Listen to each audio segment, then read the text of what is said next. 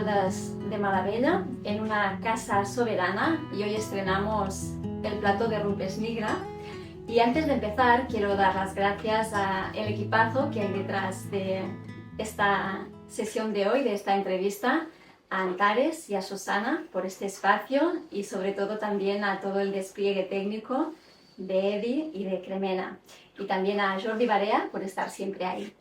Hoy tenemos el lujo y el privilegio de tener aquí a dos médicos y los voy a presentar así, dos médicos del nuevo paradigma, al doctor Íñigo Gómez Ojinaga y al doctor Juan José López Martínez. Bienvenidos a los dos. ¿Qué tal estáis? Muy bien, muy bien. Es un placer estar aquí. Bueno, vamos a empezar con una pregunta que voy a lanzarles para que empecemos apuntando alto, para que empecemos reflexionando, ¿no? Estamos en un momento, Íñigo lo comenta muchas veces en sus vídeos, vivimos una batalla espiritual entre el olvido de lo que somos y el recuerdo de lo que somos. Y os pregunto a los dos, para que empecéis un poquito a reflexionar sobre ello, ¿qué es lo que somos? Bueno, la batalla en la que estamos está en juego la libertad del alma humana. El olvido de lo que somos es lo que el sistema ha conseguido muy brillantemente, probablemente desde hace siglos o milenios.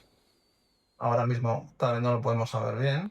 Y hemos llegado al extremo de identificarnos con una estructura biológica, con un cuerpo que usamos para desplazarnos en este plano dimensional, hasta tal punto que hemos sido capaces de, siendo un ser espiritual encarnado o un alma encarnada, como queramos llamarlo, identificarnos con una parte nuestra que nos permite desplazarnos en este plano y olvidarnos de lo que realmente somos. Es un plan brillante, pero es un plan que ha ido a tal extremo que yo creo que ya no puede ir más allá. Porque el disparate de creerse que solo somos materia, que no hay nada más y que lo invisible no se está moviendo nada, que la energía no existe, y todo lo que las culturas ancestrales ya han hablado siempre de lo que era el ser humano, pues eso hay que recuperarlo probablemente para actualizarlo y llevarlo más allá. ¿Qué somos? Pues somos conciencia, somos almas, como se quiera llamar, fractales de la fuente, hijos de Dios. Está claro que hay una parte nuestra que, por las experiencias que tanto Juanjo como yo podemos tener con nuestro enfoque, nuestras experiencias clínicas y nuestra evidencia clínica, somos algo primero que es eterno e inmortal, que ya existía antes de pilotar este vehículo que usamos para desplazarnos a este plano, y que va a seguir existiendo después de que dejemos este cuerpo físico cuando llegue al final de su andadura. Entonces, si no empezamos a recuperar esto, la verdad es que lo tenemos bastante crudo. Entonces, tenemos que recuperar esto, pero lo que pasa es que la vida ahora nos va a decir, no vale solamente la intelectualización de lo que crees que eres. ¿Qué pruebas tienes que avalan en tu experiencia individual lo que estás diciendo? Si soy un alma encarnada, ¿a qué me puedo agarrar experiencialmente para defender esto? Para yo tener una certeza interior que me diga que realmente soy esto. Y ahí es donde, si no tenemos ya algunas experiencias, es donde tenemos que abrirnos a buscar aquellas experiencias, tanto interiores, personales, como apoyándonos en otra gente que trabaja con herramientas que nos ayudan a tener esas experiencias, porque si no, no hay avance. Sí, estoy de acuerdo con lo que dice Íñigo. La pregunta es muy bonita. ¿Quiénes somos? Es una de las preguntas, de las 4 preguntas que el ser humano desde su creación se viene haciendo. El ser humano desde su creación dice o se pregunta, ¿quién soy? ¿De dónde vengo? ¿Para qué he venido? Y al final de esto, ¿A dónde voy? ¿a dónde voy? La respuesta a la primera pregunta, ¿quién soy? En base a mi experiencia, mi experiencia profesional de ya casi 29 años, puedo decirte al día de hoy, y solamente en base a mi experiencia, que a la pregunta ¿quién soy? La respuesta es yo soy. Porque efectivamente, como acaba de decir mi buen amigo Íñigo, somos seres espirituales encarnados en cuerpos físicos. A veces humanos y a veces no humanos, pero eso sería otro tema. ¿Sí? pero somos seres espirituales encarnados en cuerpos físicos, porque un buen día y en un momento dado, viniendo como venimos del mismo origen todos venimos del mismo origen, ¿eh? Da igual que seas alto que bajo, da igual la raza, da igual a qué te dedicas, ¿sí? Porque luego hablan de la luz, la oscuridad, todos venimos del mismo origen. Así que, como todos venimos del mismo origen, como he dicho antes, somos seres espirituales encarnados en cuerpos físicos. Que un buen día decidimos nacer, ¿sí? ¿Con quién? ¿Dónde? Que es importante el dónde, pero podríamos dejarlo para otro momento. ¿Y para qué? ¿Para qué es fundamental? ¿Para qué es fundamental? Porque cuando encarnamos, somos conscientes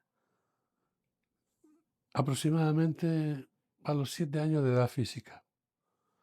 Ahí nuestro consciente se pone al frente de ese binomio que es lo que llamamos ser humano, que consta de un físico con su cerebro, su consciente y su consciencia, y del ser que realmente somos.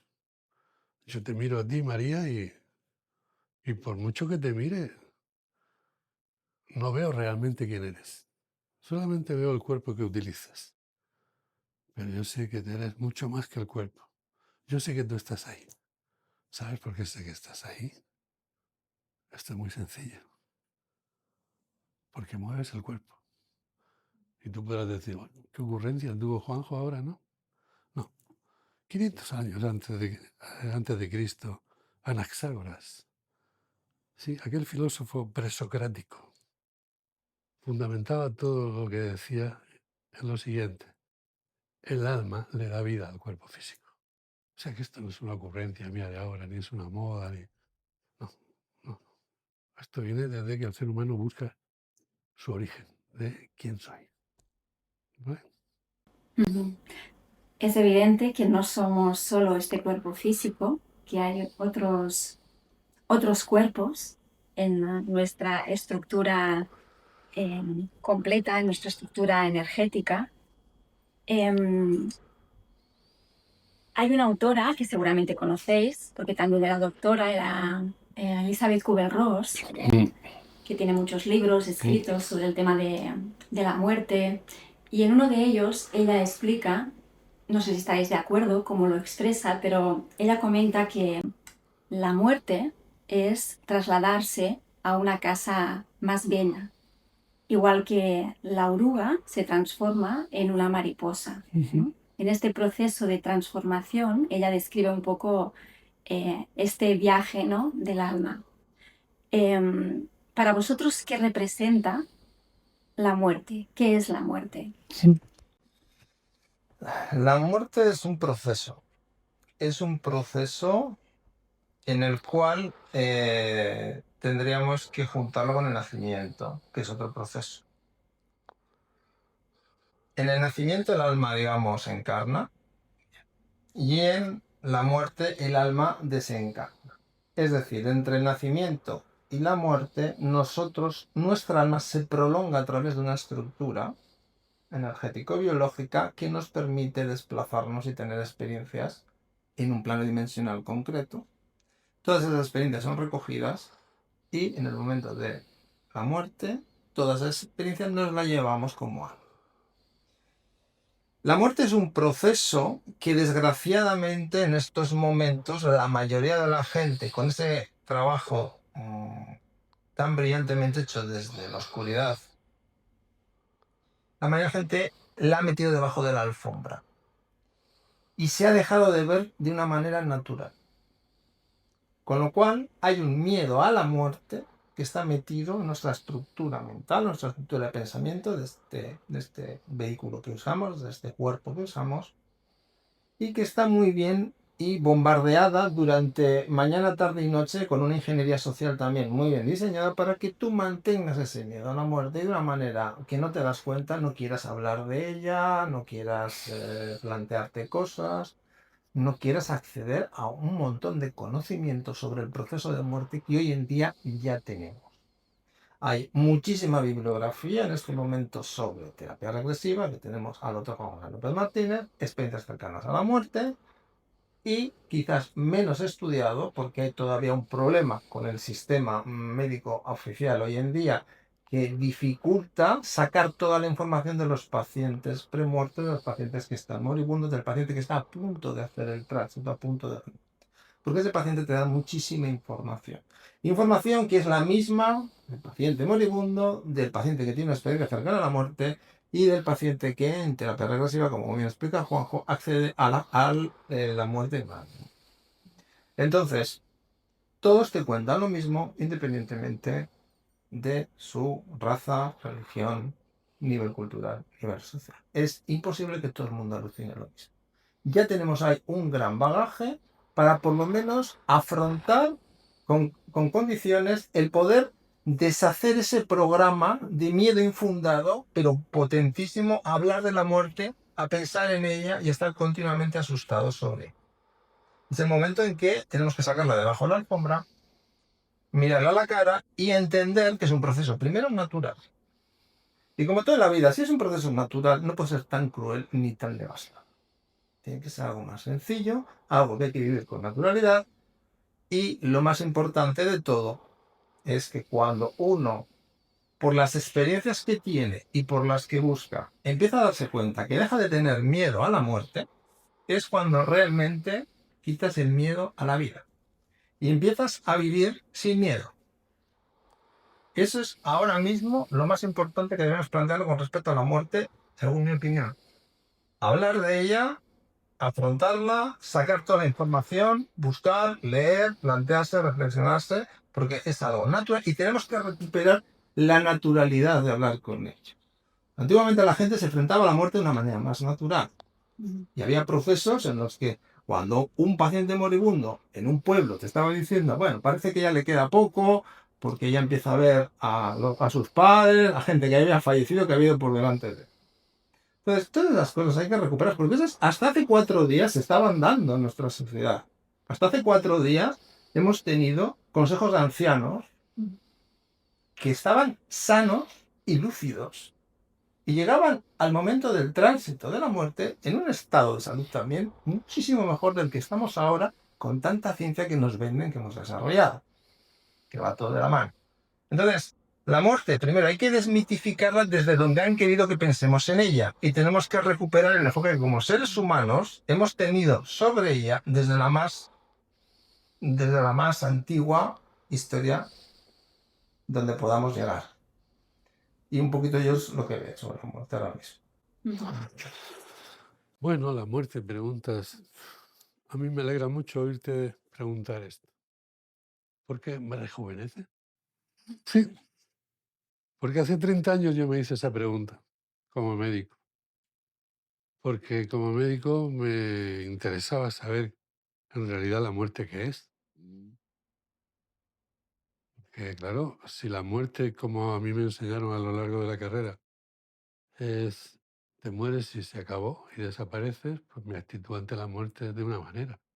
Pero ¿y si no es así? Pues entonces mi actitud ante la muerte va a ser de otra manera. Y eso fue lo que a mí me puso en el camino de buscar. Por eso digo que me rejuvenece, porque hace 30 años ese fue el principal motivo por el cual yo empecé a buscar, ¿no? La muerte, la muerte es el último acto de vida, ¿sí? En terapia regresiva, cuando el paciente está en una experiencia que identifica como una vida anterior a esta, que en realidad no es una vida anterior, porque fíjate, y aprovecho para decir que de todo esto, de la inmortalidad del alma, la espiritualidad y demás, sabemos muy poquito, pero muy poquito. Yo después del tiempo que llevo, sé muy poquito. Pero sí tengo una cosa clara, y es que lo poquito que sabemos tiene una lógica aplastante. Lo que pasa es que ese poquito, cuando hablamos de él, le aplicamos el conocimiento que tenemos hasta ahora adquirido en esta encarnación, ¿no? A través de la ciencia mecanicista, la ciencia newtoniana. Y entonces pues, nos vamos sin querer, pero nos vamos a equivocar. Y estos equívocos, pues traen consigo confusiones. Entonces, cuando un paciente está reviviendo lo que es una experiencia dentro de la vida, porque te he dicho antes una vida pasada, pero si lo expresamos bien semánticamente, vida solamente hay una. Lo que pasa es que de vez en cuando cambiamos de cuerpo físico para vivir experiencias diferentes, para así ir evolucionando, ¿sí? Y cuando dejemos los cuerpos que encarnamos, ¿eh? Como seres espirituales, seguir avanzando en nuestra evolución. Bien. Entonces, la vida es solamente una, ¿vale? Pero tiene dos puntos de inflexión. Antes hacía referencia, ¿no? Íñigo a esto, ¿no? El nacimiento y la muerte. Efectivamente, efectivamente. Se diferencian en que, como bien ha dicho él, en que cuando nazco adquiero un cuerpo físico, cuando muero me desprendo del cuerpo físico. Pero hay otra diferencia. Sí. Fíjate que cuando nacemos nos ayudan a nacer. ¿Sabes por qué nos ayudan a nacer? Porque todo el mundo tiene el conocimiento de en qué consiste el proceso del nacimiento. Los ginecólogos, los tocólogos, los matrones, las matronas, la abuela de la tribu, que sabe lo que es parir. Pero en cambio, cuando llegamos al momento de la muerte, no nos ayudan a morir. Porque el ser humano no tiene el conocimiento de en qué consiste el proceso de la muerte. Y el ser humano, cuando no tiene el conocimiento de algo, tiene miedo a ese algo. Por eso el ser humano no quiere hablar de la muerte porque tiene miedo de hablar de la muerte, porque no sabe en qué consiste. El trabajo de Elizabeth Kubler-Ross, para mí una maestra, una auténtica pionera, una auténtica maestra en tanatología, pues ya lo dejó claro, ¿no? O como yo decía antes, cuando el paciente está reviviendo la muerte en esa experiencia de vida anterior a esta, o sea, en un cuerpo anterior a este, jamás doy por terminada la sesión hasta que no revive la muerte en esa experiencia de vida pasada. Y ahí encontré por fin la respuesta que andaba buscando. Me di cuenta que la respuesta está en el alma, porque es el alma conciencia la que revive la muerte. Porque la muerte consiste solamente en que muere el cuerpo físico. Pero el alma conciencia, mente, ¿sí? Que realmente es el ser que somos, sobrevivimos a la muerte. O sea, nosotros seguimos vivos, la superamos. ¿Hasta qué? Hasta que llega el momento de decidir volver a encarnar. Y volvemos a encarnar en otro cuerpo diferente, ¿sí? Y vivir otra experiencia diferente, ¿no? Así que ya te digo que la muerte es esto. Ahora, es algo que, igual que tiene esas dos diferencias, ¿verdad? Pues hay personas que hablan de que es lo mismo nacer que morir, naces a la vida espiritual. No, tiene sus connotaciones específicas, ¿vale? Y bueno, pues como bien ha dicho Íñigo, lo ideal es normalizar esto. Yo cuando encontré esa respuesta, no te creas que me di por satisfecho. Fue un primer peldaño, porque mi sorpresa fue mayúscula cuando sigo trabajando y encuentro personas que han tenido experiencias cercanas a la muerte. Y las personas que han tenido experiencias cercanas a la muerte, las entrevisto, lo primero, las escucho, y ¿sabes qué me dicen? Lo mismo que me han dicho los que han revivido la experiencia de la muerte en vida pasada, en un cuerpo anterior a este. ¿Lo mismo? No, exactamente lo mismo. ¿Quién me lo dice? Pues mira, en estos años que llevo, pues ya son varios miles de personas, ¿no? Las que he visto, no quiero dar números porque parece que me voy a batir un récord Guinness. Es verdad, pero son más de 3.000, por decir algo, ¿no? En ese grupo he tenido pacientes de distintas creencias religiosas. No importa la creencia religiosa, no importa el nivel cultural, todos te dicen lo mismo, el 100%. ¿Y a qué me estoy refiriendo? Todos te dicen estoy viendo mi cuerpo cuando dejan el cuerpo. Todos te dicen estoy viendo una luz o estoy viendo seres de luz. Todos te dicen, en la luz estoy viendo familiares conocidos, que ya habían hecho el tránsito antes que ellos. Todos te dicen, no tengo palabras para explicarte qué es lo que siento. No tengo palabras para explicarte. O sea, esa dificultad que llamamos inefabilidad la encuentran todos. No encuentran las palabras adecuadas porque con lo que sabemos no tenemos las herramientas adecuadas para poner palabras y darle forma a una explicación racional, lógica y con un planteamiento, ¿verdad? Eh, mm, no tenemos herramientas para hacer un planteamiento, ya te digo, razonable, entendible. Entonces, ¿qué pasa? Que tenemos lo que llamamos inefabilidad. Cuando te hablan de la luz, el que revive la experiencia en vida pasada. Pero es que el que revive, o sea, el que te cuenta la experiencia en regresión, o sea, perdón, en experiencia cercana a la muerte, te dice exactamente lo mismo. Exactamente lo mismo. Y todos también te dicen una cosa. Mira, no tengo las palabras, no encuentro las palabras adecuadas para decirte cómo es esto, para explicarte cómo es la luz, porque todos hablan de la luz. Todos, da igual, que sea cristiano, que sea islámico, que sea testigo de Jehová, da igual. Todos te dicen lo mismo. Estoy viendo la luz. Entonces, cuando entrevistas, como te digo, al que tiene una ECM, te dice exactamente lo mismo que el otro. Pero exactamente lo mismo, no te voy a repetir lo mismo, créete que es exactamente lo mismo. Y cuando tienes la suerte, como yo, por mi condición de médico hospitalario, de estar a la cabecera de un moribundo, si logras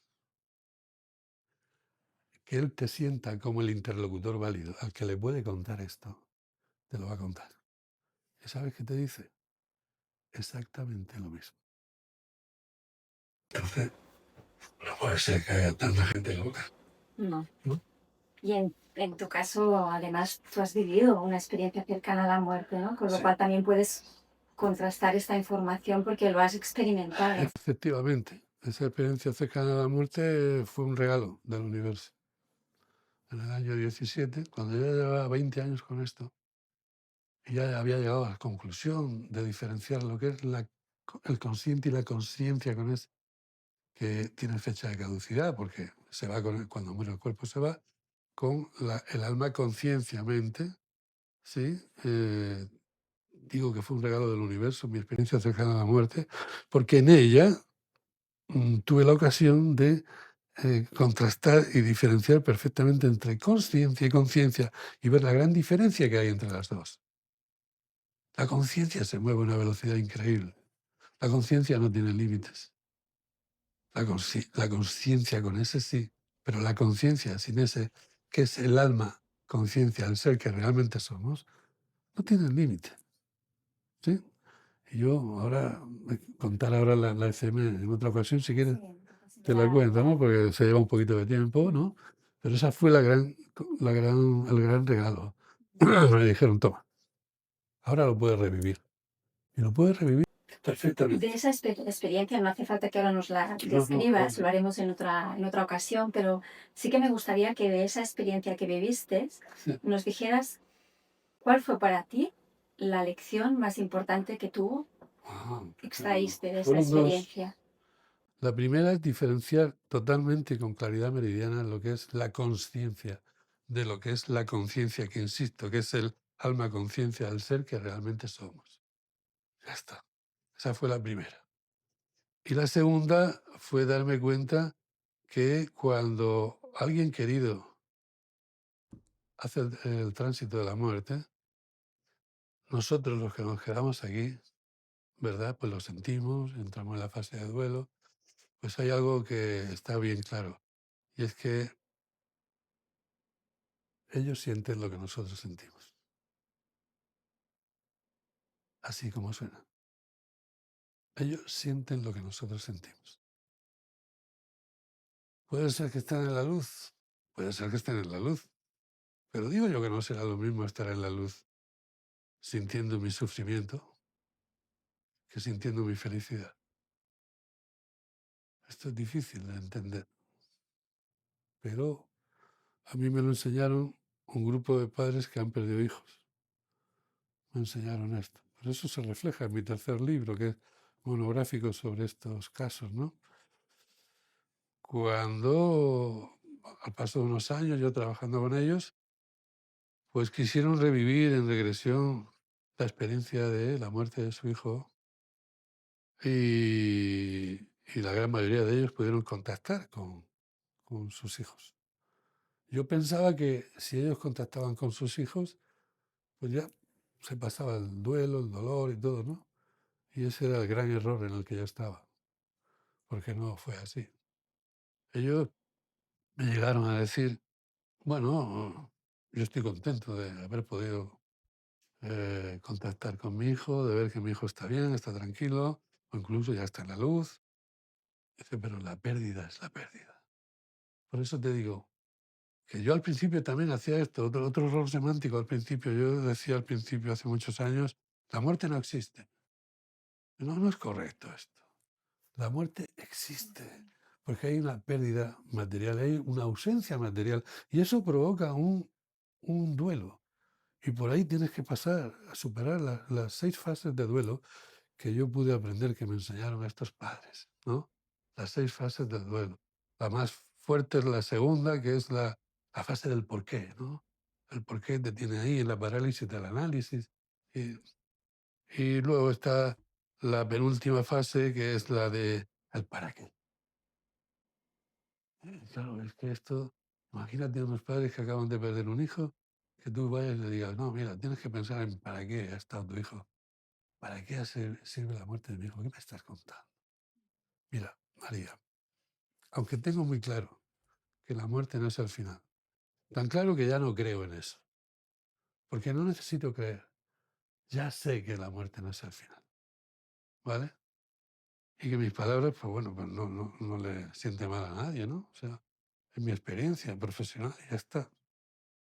Pero aunque tengo eso muy claro, te digo una cosa, mira, el que se vaya un hijo antes que un padre es contra natura, absolutamente contra natura. Desde el punto de vista material, es contra natura. Desde el punto de vista espiritual, puedo entender que posiblemente es un ser más evolucionado que sus padres y que ha venido aquí con una misión muy concreta y cuando concluye su misión, simplemente se va. Entonces yo con esos padres, durante varios años estuvimos reuniéndonos, viendo y ellos me dijeron, el dolor es para siempre.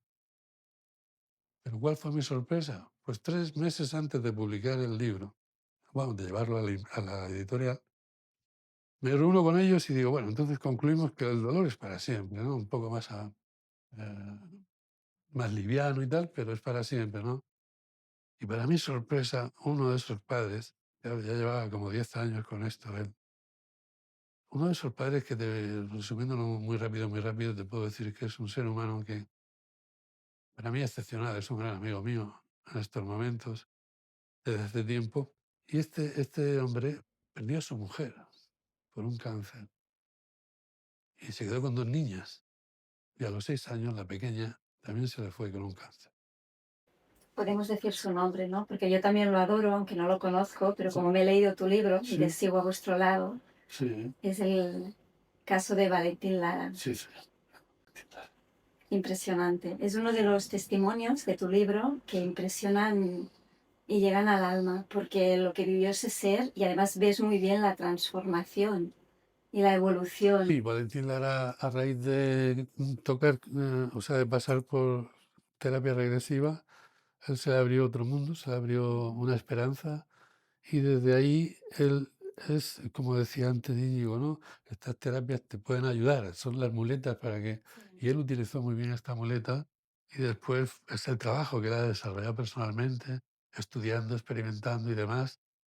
Y fue él el que cuando yo, 3 meses antes, le dije, me reuní con ellos, entonces el dolor es para siempre, fue el que sorpresivamente para mí me dijo, no. Dice, ya no hay dolor, Juanjo. Digo, pero ¿cómo que no hay dolor? Dice, no. Mira, la pregunta es bien sencilla, me dijo, ¿cómo crees tú que mi hija Paula quiere que yo me sienta durante el tiempo que me queda de estar en este cuerpo físico? ¿Que me sienta feliz o que esté con dolor, que esté con sufrimiento? Y él dice, mi hija quiere que yo sea feliz. Dice, pero hay otra pregunta. ¿Cómo quiero yo que se sienta mi hija Paula? ¿Feliz o que esté sufriendo? Yo quiero que sea feliz. Dice, pues yo tengo que ser feliz. Precisamente porque la amo, tengo que ser feliz. Porque yo sé que ella siente lo que yo siento. Ahí fue. Y luego, posteriormente, en mi ECM, pude comprobar que esto es así. ¿Sí? Porque cuando ya salía del problema del ictus, mi mujer llegó, me abrazó y yo sentí su pena y su miedo y vi perfectamente cómo me lo transmitía y cómo yo se lo devolvía y al volver venía mucho más empoderado esto, mucho más fuerte, más intenso. Y ahí entendí esto. O sea que yo en mi ECM, que era la pregunta que tú me hacías, pues tuve 2 lecciones muy importantes. ¿Sí? Vosotros que habéis, bueno, que tenéis mucha experiencia en el ámbito de la salud, en el ámbito de la relación con el paciente, en el mundo de la medicina, de los hospitales, en un momento en el que la medicina se ha deshumanizado hasta un punto realmente extremo, en el que en los hospitales, como muy bien apuntabas ahora, no se sabe cómo manejar la muerte, se huye de ella. ¿Cómo describiríais en este momento en el que estamos cómo es una buena muerte?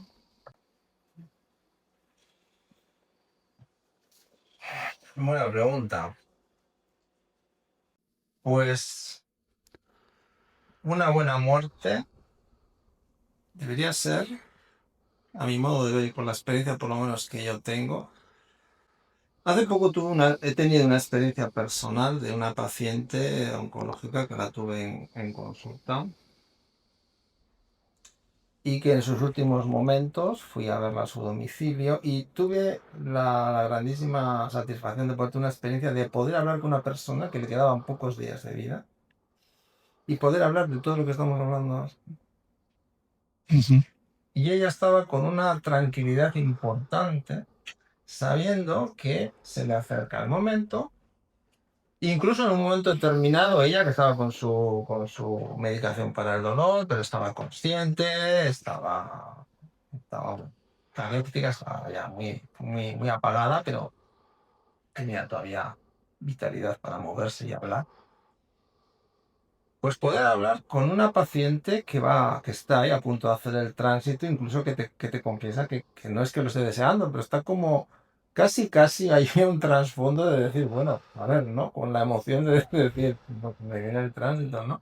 Y verlo y estar viviendo los momentos previos desde un sentimiento real, no de boquilla, porque en esos momentos es muy real lo que el paciente te transmite, de calma, de paz, de tranquilidad afrontando el momento diciendo, bueno, es lo que me toca, y pudiendo hablar de todo esto, es decir, de todo este bagaje que está ahí, que ella, por lo menos intelectualmente, era consciente de todo esto, de ver cómo eso le da una tranquilidad, y, bueno, acompañar al paciente. Yo creo que si se puede en un momento determinado, el paciente no está sedado, por un lado, es acompañar al paciente. Evidentemente depende del nivel de conciencia que tenga el paciente. Desgraciadamente ahora hay mucha gente que le han dicho que cuando se muera se acaba todo y no se plantea, y en el último momento pues no se plantea grandes cosas. Pero a la hora de que el paciente esté mínimamente receptivo, alguien que tenga este conocimiento o que tenga alguna experiencia de este tipo, es un punto de apoyo importante. Porque tú le das a ese paciente algo a lo que agarrarse y el poder acompañarle diciéndole, esto es un proceso natural, hay que volver a verlo como un proceso natural, pues en esos momentos es una gran ayuda. Entonces, si el paciente está consciente, se le puede acompañar hasta el final. Si por lo que sea el paciente tiene que estar sedado en el momento final, es importante entender que tu cuerpo, aunque esté dormido, tu alma sigue estando ahí. Y puedes hablar con el alma aunque el paciente esté en coma, aunque el paciente esté sedado. Entonces es interesante e importante transmitir de palabra o de pensamiento tranquilidad, calma. Es decir, si yo estoy en calma y estoy tranquilo y además le transmito no te preocupes nada, esto es algo natural, vas a tener ciertas sensaciones concretas, te vas a ver fuera del cuerpo, tómatelo con tranquilidad, vas a recibir ayuda. Siempre recibimos ayuda, nos están esperando al otro lado, como dice muchas veces Juanjo, muchas veces los mismos que han estado esperándonos en el nacimiento nos están esperando en el tránsito.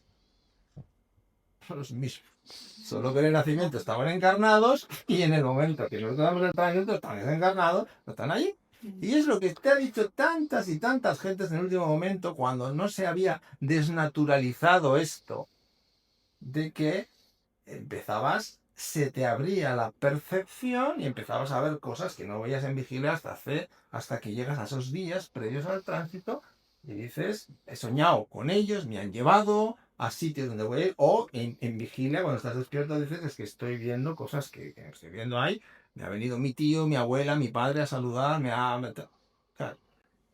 ¿Cuál ha sido la desnaturalización de esto? Tú estás alucinando, no te preocupes, son alucinaciones, que si por falta de oxígeno, que es un montón de chorradas que hemos estado teniendo que aportarlo en demasiado tiempo. Y ya es el momento de coger todo esto y mandarlo donde se merece, al cubo de la basura. Porque es imposible que todo el mundo alucine lo mismo, independientemente de la cultura en la que esté. Porque esto ha estado ahí siempre. Y ya está bien. Hay que coger el toro por los cuernos y hay que entender que una persona en ese momento tan delicado, saber que va a tener ayuda, pero si encima le das un apoyo aquí, esté sedado o no, es lo que ayuda a que pueda tener un tránsito en paz. Para mí lo más importante es estar tranquilo y en paz. Y si tú le puedes ayudar de alguna manera desde fuera y tal. Yo lo que viví con esta experiencia, con esta paciente, fue decir, Dios mío de mi vida, esto debería de ser lo normal. Y hemos convertido lo anormal, lo hemos normalizado.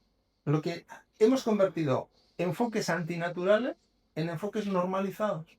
Meter la muerte debajo de la alfombra, no quiero hablar de ella, estar acojonado. Cuando te viene todo eso es antinatural y sin embargo es lo normal. Y lo que es normal, natural, lo hemos ridiculizado o lo hemos hecho algo anecdótico. Pues ahora es el momento de dar la vuelta. Pues sí, yo estoy de acuerdo, ¿no? La pregunta era, ¿qué es una buena muerte? Es una muerte consciente. Una buena muerte es una muerte consciente. Es decir, que yo esté consciente y, por ende, tenga conciencia de que me estoy muriendo. ¿Por qué? Pues por muchas razones. La primera y principal es porque la conciencia, que se pasa toda la encarnación intercambiando información con la conciencia. Sí, la inefabilidad, decíamos antes, surge cuando la conciencia viene a explicarle a la conciencia la experiencia que ha vivido en una ECM, en la muerte, lo que sea, ¿no? Y esta no tiene las herramientas suficientes. Pero al revés, ¿no? La conciencia, todo lo que le diga a la conciencia lo entiende todo. Es muy superior a la conciencia. La conciencia lo entiende todo. Bien, entonces, ¿qué pasa? Porque si estamos conscientes y encima nos apoya alguien que sabe de qué va el proceso de la muerte, yo decía antes, mi actitud va a ser diferente si pienso que es el final y desaparecemos, o si por el contrario es un proceso. Cuando yo conozco el proceso, igual que cuando conozco el proceso del nacimiento ayuda a nacer, cuando conozco el proceso de la muerte puedo ayudar a morir. Y quiero que el paciente esté consciente, que me escuche, porque me está escuchando. Y me está escuchando y esa información automáticamente la conciencia suya se la está pasando a la conciencia. De alguna forma le está diciendo al alma conciencia, que es el ser que, como dice Íñigo, ha estado pilotando este binomio cuerpo-alma durante unos años, le está diciendo, oye, que el cuerpo se está muriendo, que te quedas sin vehículo. ¿Sí? Y esto es muy importante, podríamos ver después los motivos por los cuales es muy importante. Pero bueno, entonces, en caso de sedación, porque claro, cuando tú me dices una buena muerte, ¿cuál es? Y yo te digo, morir consciente. Entonces, no va a faltar personas que piensan, a mi padre lo sedaron, a mi hermano lo sedaron. Vamos a ver, mira. La sedación a un paciente, a un enfermo, a un ser humano, viene por varios caminos, por tres concretamente. Uno, a petición del paciente. Él conscientemente dice, por favor, sédenme. Otro por indicación médica y otro por petición familiar. ¿Vale? Esos son los tres caminos. Y me da igual el camino que sea. El caso es que cuando yo duermo a un paciente, lógicamente el consciente y la conciencia se duermen. El paciente no es consciente ya de lo que está pasando porque está durmiendo. ¿Vale? El alma conciencia no se duerme con la sedación, pero está esperando la información de la conciencia. ¿Cuál es la última información que la conciencia le pasa? ¿Me están durmiendo? Para que no tenga molestias.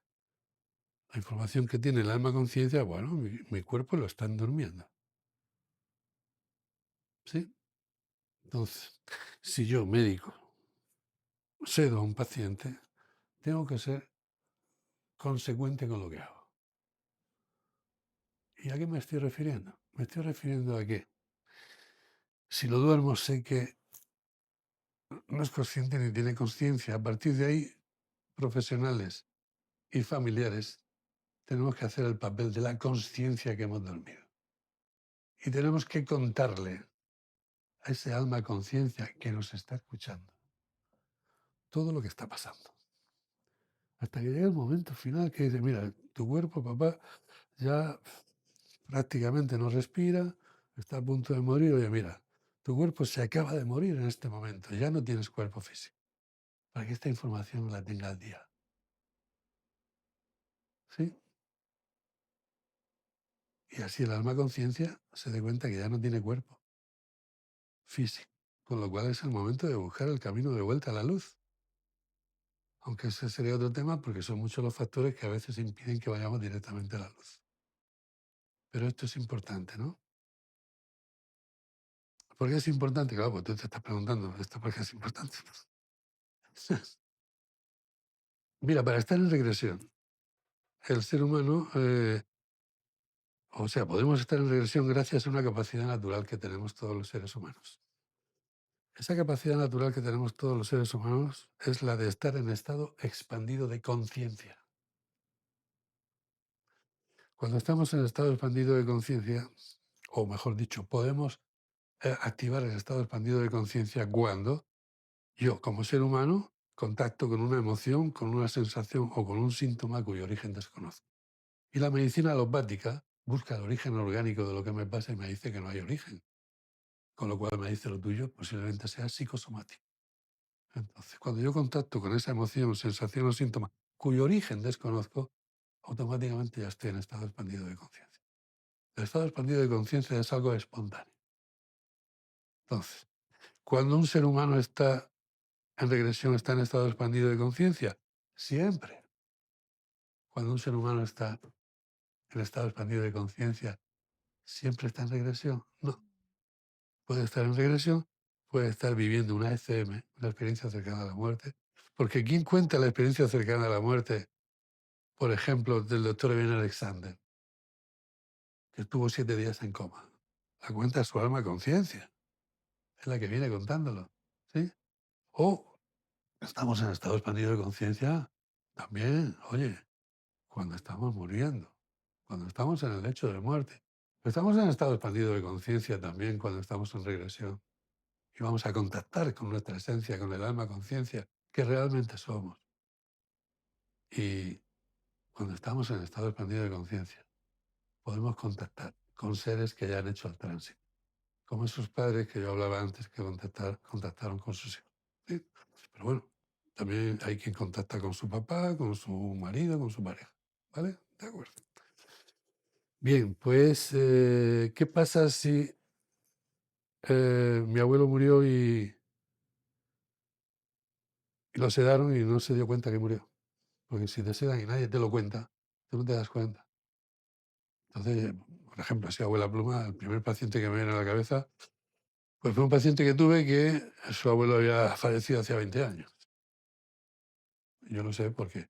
Antes de trabajar con ningún paciente, lo primero que le hago es una historia clínica. Y me cuenta todo esto. Entonces después ya entramos a trabajar, ¿no? Y él, curiosamente, lo primero que hizo no fue regresión, sino que en estado expandido de conciencia empezó como a convulsionar, ¿sabes? Pero no era una cosa. Y yo pregunté, pero ¿quién está convulsionando? Dice yo. ¿Y tú quién eres? ¿Cómo te llamas tú? Y me dijo el nombre. Y el nombre no era el nombre del paciente. Y tú dirás, ¿me estás diciendo que el abuelo estaba hablando a través de él? Sí, te estoy diciendo eso. Pero te lo digo con toda normalidad, porque son cientos de casos los que he visto así. Para mí no es nada sorpresivo a estas alturas, ¿no? Y en aquel caso, pues yo le dije, bueno, pero tú eres fulanito, sí. Sí, sí, yo soy el abuelo. No, es que estoy en el hospital, que estoy muy malito y me han dormido para no tener dolores y bueno, pues aquí estoy. Dígame, ¿en qué año estamos? ¿Qué año estás cuando estás en el hospital? Imagínate, yo ahora no memorizo la fecha exacta, pero imagínate que 25, pues me dijo 2005, 20 años antes.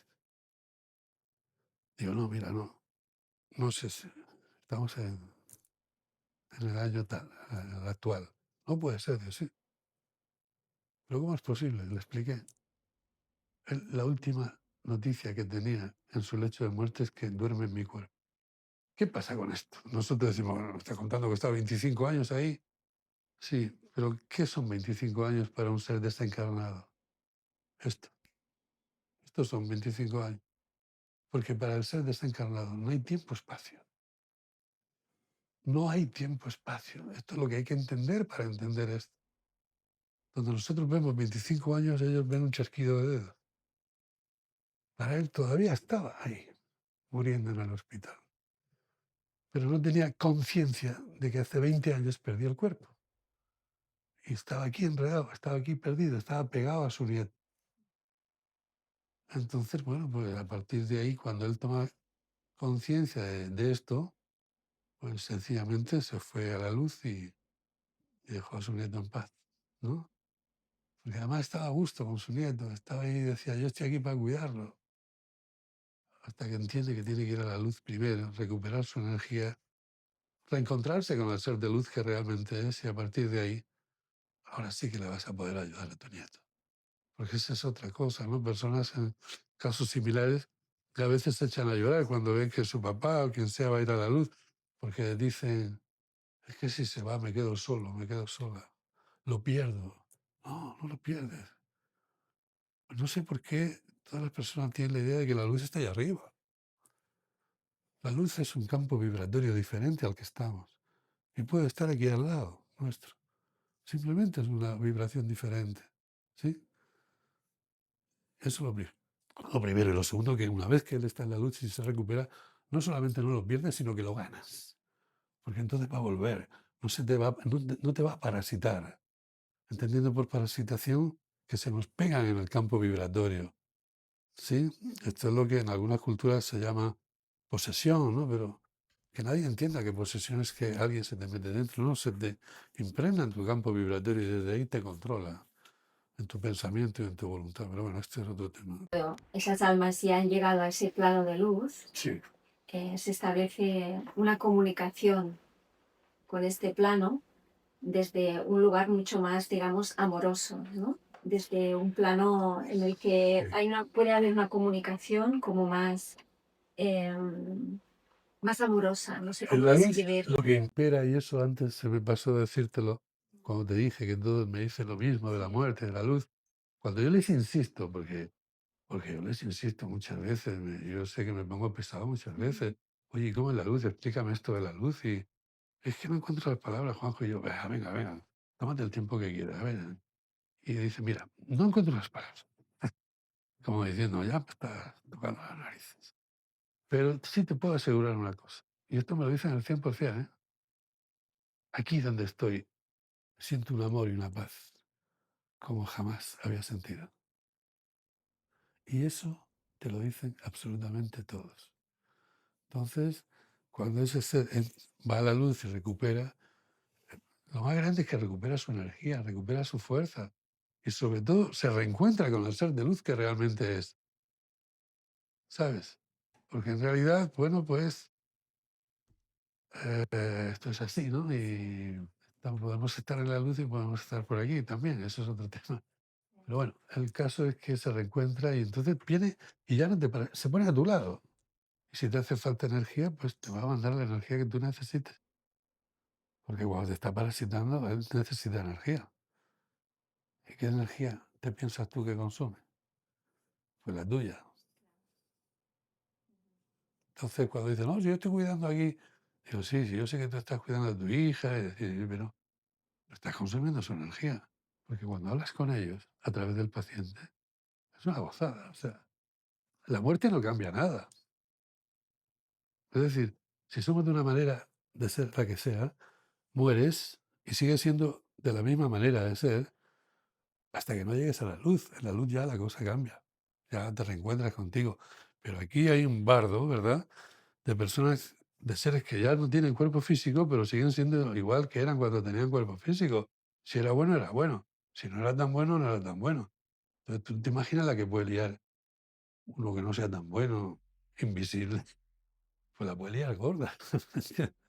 Y entonces puede molestar muchas veces, más que atormentar, pero molestar a más de uno que está encarnado, ¿no? ¿Estáis de acuerdo con que cada ser, o cada alma, mejor dicho, vive el tránsito que necesita según su estado de conciencia? Y que si utilizamos un poco esa metáfora del coche y del conductor, ¿no? En el que el coche es el cuerpo físico y el conductor es el alma, em, que esa alma es la que, ese conductor, es el que decide el cómo desencarna y el cuándo. ¿Estaríais de acuerdo con esto? ¿El cómo y el cuándo lo decide el conductor, el alma? Yo por mi experiencia, yo lo que veo, que siento es que sí, primero hay unas ventanas de salida. O sea, nunca vamos a hacer el tránsito en un momento cualquiera. Es un momento que ahí sí que el alma o va a salir o por algún motivo, si tiene una duda de decir, bueno, si algo se soluciona antes, yo sigo o me voy a ir de todas por aquí, si ha decidido se va a ir. Es muy importante lo que tú dices. ¿En qué nivel de conciencia voy a hacer el tránsito? Y ahí es donde viene la pelea y nuestro interés en volver a recordar y volver a ver esto como algo, como se ha visto siempre, algo natural, el proceso. ¿Por qué? Porque cuando lo ves con algo natural lo afrontas de una manera mucho más tranquila. Claro, si yo durante toda mi vida me han machacado y yo me he creído que la muerte es el final y que no hay nada más, evidentemente, y nadie me ayuda a entender esto, y yo no me abro pues porque la sociedad funciona como funciona, sobre todo en Occidente. Claro, yo en ese nivel de conciencia, cuando me despego del coche, en ese primer momento, como muy bien ha explicado Juanjo, tú todavía sigues con el mismo nivel de conciencia.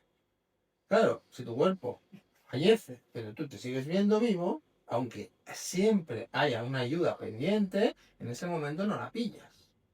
Y ahí es donde tienes el riesgo de quedarte bloqueado, medio perdido, no entendiendo qué ocurre. Es uno de los mayores riesgos. No es lo más habitual por nuestra experiencia, pero está. Y claro, eso depende del nivel de conciencia. Por eso es tan importante volver a hablar de esto, volver a reflexionar sobre esto, derribar todo ese muro de decir, no, no, la muerte, porque han conseguido, yo no sé, vosotros tenéis esa sensación, pero hay gente que va por ahí como diciendo, a ver si a mí no me toca. O sea, es que hemos llegado esto al extremo ridículo de captar esa sensación, que la gente no es que lo diga, ¿no? Pero es casi funciona como, bueno, no, no, a mí a ver si no me toca, ¿no? Si nos va a tocar a todos. Entonces, cuanto antes lo afrontes, lo reflexiones sobre ello, más fácil lo vas a tener. Entonces, hay que volver a darle el sitio y el lugar que tiene y a volver a verlo como algo natural. Porque claro, cuando te vayas a aproximar, depende qué nivel de conciencia tengas y cómo hayas, digamos, el grado que tengas de percepción o de experienciación de lo que eres de verdad, cuanto más te acerques a entender y experienciar que eres un alma encarnada, más fácil tienes el tránsito. Y evidentemente, como te decía, yo creo que sí hay ventanas, hay momentos, evidentemente, cuando vas a tener que desencarnar, vas a desencarnar, porque el alma en un momento determinado va a usar una ventana, y ahí lo interesante es, una de dos, tener un nivel de conciencia que te permite que en el tránsito te sea más fácil, y luego además tener apoyos, volver a generar alrededor de ese proceso unos apoyos, algo, y no la deshumanización que estamos viendo. Antes la gente se moría en casa. Yo creo que tenemos que volver a eso. Yo la experiencia que tuve con esta chica es que se murió en casa. Es decir, se pueden llevar medios allí si hacen falta, pero te mueres allí, en tu ambiente, con tu familia, con los allegados, que están allí, a tu lado, ayudándote. Y encima, entrenados y abiertos a decir, en estos momentos es interesante eso, hablar con él, si no sé qué, lo que ha explicado antes Juanjo, muy, muy bien. Entonces, nuestra misión ahora es recordar todo esto, que son cosas que siempre se hicieron, pero que de alguna manera han conseguido ocultárnoslas de una manera muy inteligente y que encima nosotros aceptemos que, bueno, que eso mejor no hablar, ¿no? Eso no hay que hablar. Hablemos de fútbol, hablemos del tiempo, hablemos de cualquier otra cosa, pero hablamos de eso no vamos a hablar, de política, pero de la muerte no vamos a hablar, pues hablamos de bla. Porque, como decíamos antes, y Juan lo dice muchas veces muy bien, cuando uno pierde el miedo a morir, es cuando realmente empieza a vivir. Aprende. Aprende a vivir. Sí. Porque vivir con miedo, todo miedo siempre tiene una otorgación de poder. Entonces tú te desempoderas de una manera brutal. Y con ese condicionante del miedo a la muerte es donde el sistema aprovecha para meterte todo lo que quiere. Y tú desde ese miedo irracional, porque tienes posibilidades de acercarte al proceso de muerte y entenderlo mejor, desde ese miedo irracional te las vas metiendo dobladas por todas las esquinas. Y esto es lo que te hago. Bueno, me decía la pregunta María, que era... Si es el alma la que elige el cómo y el cuándo desencarna. Bueno, yo pienso que el alma, eso ya lo eligió antes de encarnar. Sí, yo pienso que ella lo eligió porque eligió venir, como hemos dicho antes, con quién, dónde y para qué, ¿no? Pero bueno, no deja de ser una suposición mía no comprobada todavía, ¿eh? Yo pienso que posiblemente... Pero lo importante, ¿sabes qué es? Cuando el alma desencarna, ahí es donde va a jugar un papel importante el conocimiento que tú tengas sobre el proceso de la muerte. Porque la mayoría de almas desencarnadas que se pierden, digamos, un poco, pues lo ideal sería desencarnar, se muere el cuerpo y ale, a la luz. Pero esto no es así. Es un altísimo porcentaje de seres que se quedan aquí por diversos motivos. Los dos grandes grupos es el grupo que se queda aquí por desconocimiento. Es decir, no se han dado cuenta que han muerto, por ejemplo. No ya que no conozcan el proceso de la muerte. Eso vamos a ver cómo influye ahora. Pero los dos grandes grupos, grupo 1, no se han dado cuenta que han muerto. ¿Eso dónde pasa? Pues pasa en la muerte por envenenamiento, en la muerte por una sobredosis, ¿sí? En la muerte por un accidente de tráfico también, que vas por aquí, estás vivo y en la siguiente curva ya no estás. Porque son muertes como muy repentinas. Son súbitas, repentinas, inesperadas y de pronto ahí estás. ¿Y qué es lo, como bien decía Íñigo antes, qué es lo primero que tú vives? Bueno, lo primero que vives es que estás vivo. Yo estoy vivo. O sea, bueno, menos mal, fíjate, este accidente de tráfico, menos mal, yo estoy vivo, no me ha pasado nada, menos mal y tal. Pero claro, llegan las asistencias, llega yo qué sé, la Guardia Civil, las ambulancias y demás. Y tú, muy educadamente, sales a su encuentro y dices, tranquilo, tranquilo, que estoy bien. Ellos pasan de ti. Y tú dices, pero bueno, ¿por qué pasan de mí? Entonces, que no me escuchan. Es que no me han visto, pero ¿esto qué es? Ahí es donde juega el papel el conocimiento. Si tú tienes el conocimiento de que la muerte consiste en que muere el cuerpo y tú sigues vivo, si a ti te pasa eso, tú dices, ¿a qué me he muerto? ¿Dónde está mi cuerpo? Y lo buscas.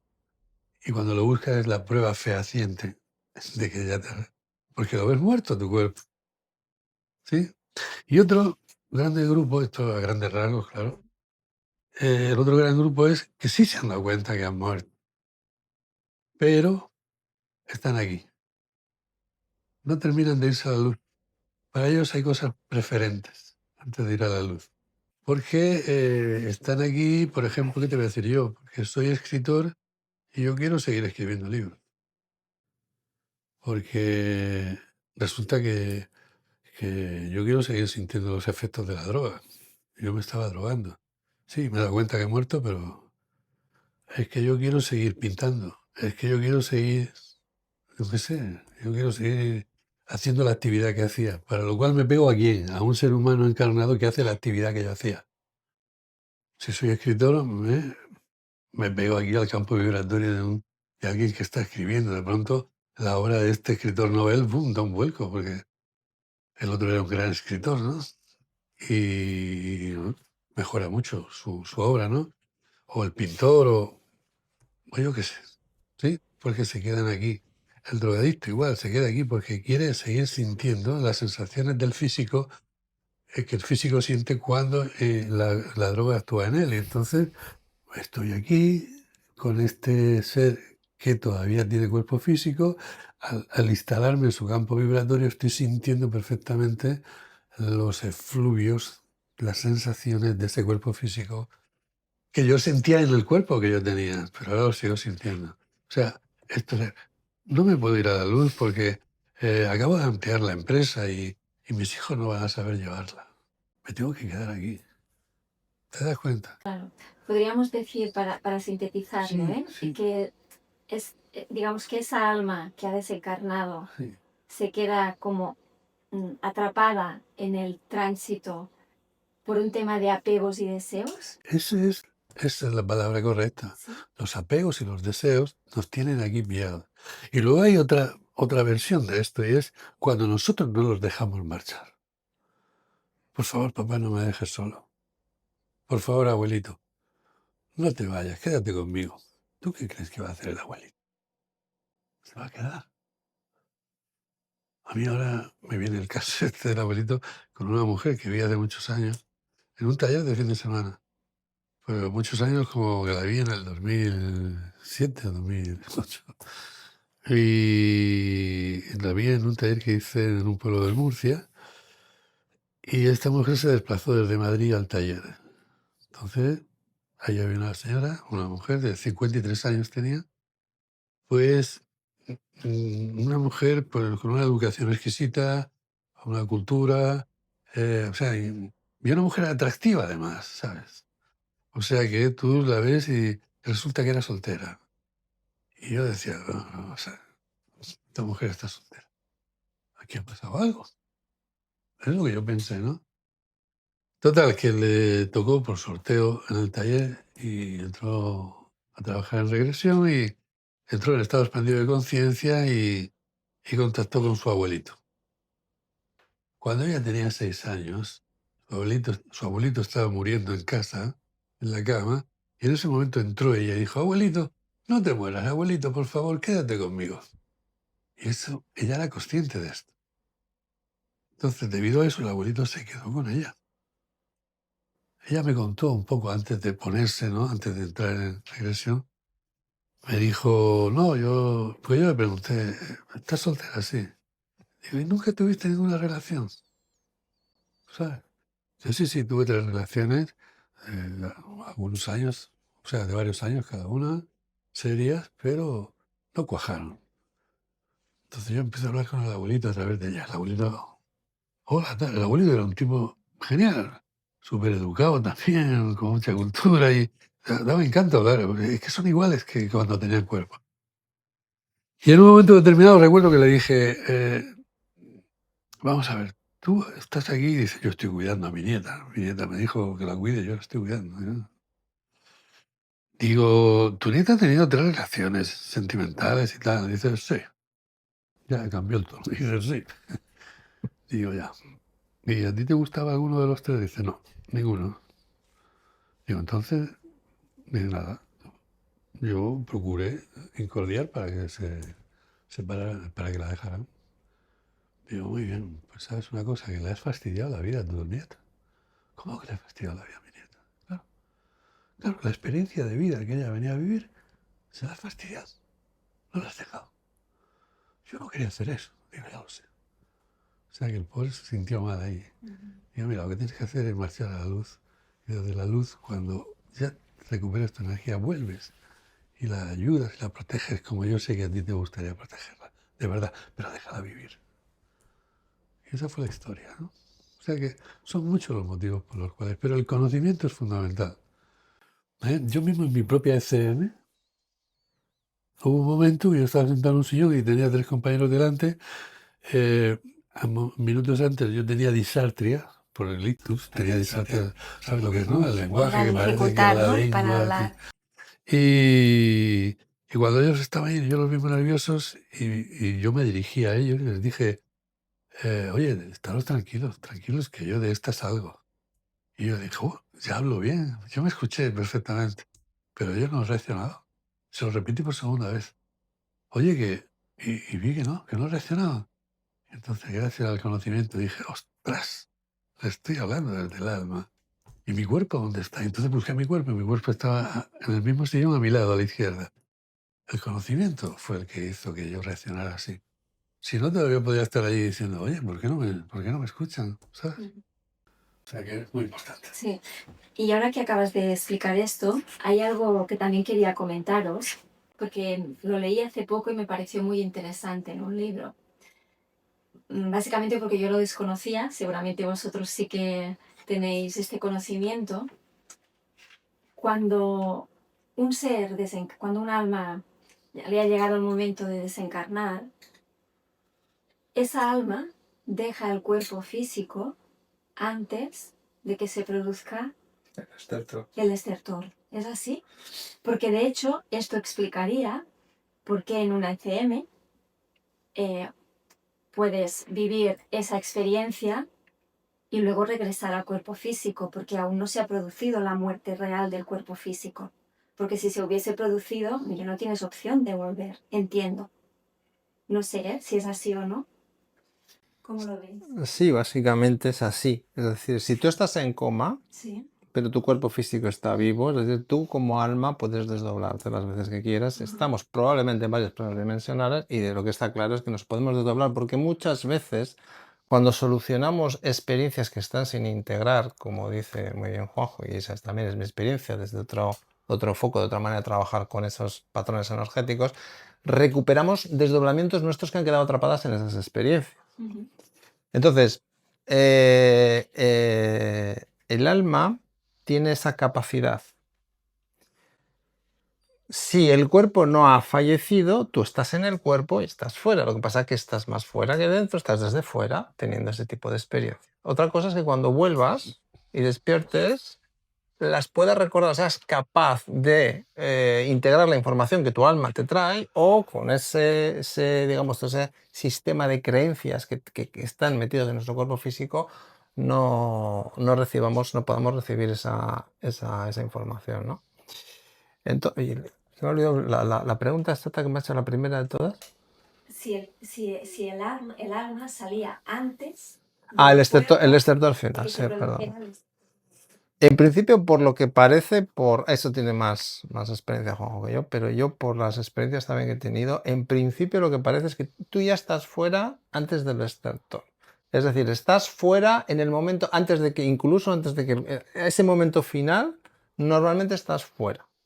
Entonces no se vive ese momento desde dentro del cuerpo. Aunque a veces el alma puede tirar del cuerpo el tiempo que necesite para transmitir un último mensaje, porque ahí también Juanjo tiene casos muy impactantes, muy bonitos que nos hablan de todo eso. Es decir, el alma al final tiene el control. Puede aprovechar hasta el último momento, porque Juanjo ha sido testigo, que lo puedo contar mejor que yo, como a veces un paciente que está a punto de hacer tránsito necesita decir una última cosa a los familiares. Pasan los familiares, les dan un último consejo, de quiero que estéis todos tranquilos y me voy a ir, pero se muere mi cuerpo y me quedo. Y el cuerpo ya tenía síntomas de muerte cerebral, es decir, midriasis pupilar y estar clínicamente muerto y el alma estar tirando. En cuanto el paciente acaba de decirles a los familiares lo que tenía que decirles, se recuesta y definitivamente. Pero ya estaba con síntomas clínicos de muerte. Es decir, si hay una necesidad, el alma tira de lo que necesite. Pero lo normal es verse desde fuera. O sea, es típico de gente que experiencia fallecimientos y vidas anteriores, como en el momento en que van a pegarse el leñazo, en el momento en que van a estrellarse, ya estás fuera. Ya no ves el impacto. Normalmente no vas a... Si es algo muy, muy desagradable o muy, muy potente, el alma se puede salir antes de que el cuerpo físico y no vives ese momento final. Por lo menos, por la información que tenemos, por lo menos de momento parece que es así el juego. No, es como él dice. O sea, el alma tiene muchas capacidades. Sí, antes hablábamos que para entender esto, para el alma no hay tiempo-espacio. Pero además de eso, el alma es omnisciente, es omnipotente y es omnipresente.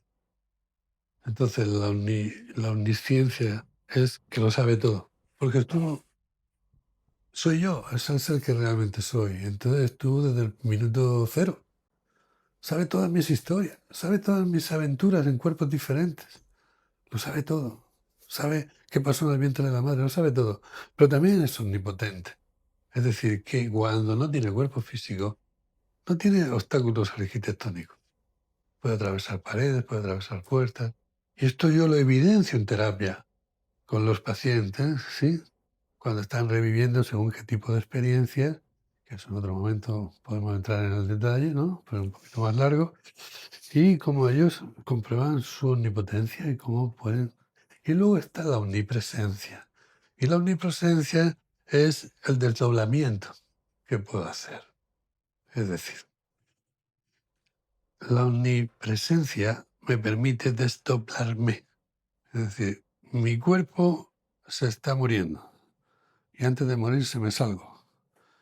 Sí. Fíjate, dejemos la muerte ahora por un momento al lado. Antes se hablaba aquí de que el cuerpo es como un vehículo, como un coche, y cuando el coche se avería, como decía Emilio Guerrillo, ¿no? Cuando el coche se avería, me bajo y lo dejo. Oye, ¿y cuando aparcas el coche? ¿También te bajas? No, pero es diferente. Porque cuando aparcas el coche, te bajas a la vez que no te bajas. Esto es lo que hay que entender. Te bajas a la vez que no te bajas. Ese desdoblamiento, ¿sí? Cuando dormimos, quieres decir, ¿verdad? Te puede tener aquí, en el plano de los sin coche. O sea, tú estás en tu coche, pero pues si tú no estás, si tú te vas en tu totalidad del coche, el coche se para.